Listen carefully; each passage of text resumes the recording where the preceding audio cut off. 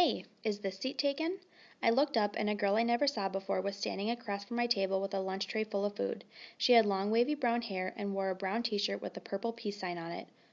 No, I said. She put her lunch tray on the table, plopped her backpack on the floor, and sat down across from me. She started to eat the mac and cheese on her plate.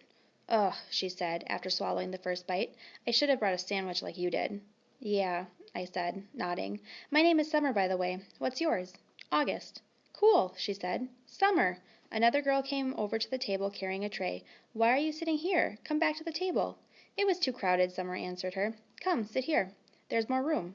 The other girl looked confused for a second. I realized she had been one of the girls I had caught looking at me just a few minutes earlier, hand cupped over her mouth, whispering. I guess Summer had been one of the girls at that table, too. Never mind, said the girl, leaving. Summer looked at me, shrugged, smiled, and took another bite of her mac and cheese. Hey, our names kind of match, she said as she chewed. I guess she could tell I didn't know what she meant. Summer, August, she said, smiling. Her eyes opened wide as she waited for me to get it. Oh, yeah, I said after a second. We can make this the summer-only lunch table, she said. Only kids with summer names can sit here. Let's see, is there anyone here named June or July?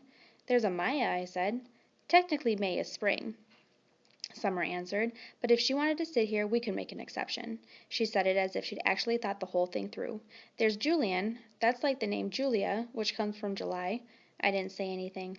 There's a kid named Reed in my English class, I said. Yeah, I know Reed, but how is Reed a summer name, she asked. I don't know, I shrugged.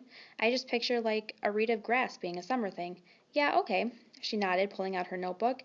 And Miss Petosa could sit here, too. That kind of sounds like the word petal, which I think of as a summer thing, too. I have her for homeroom, I said. I have her for math, she answered, making a face. She started writing the list of names on the second to last page of her notebook. So, who else, she said.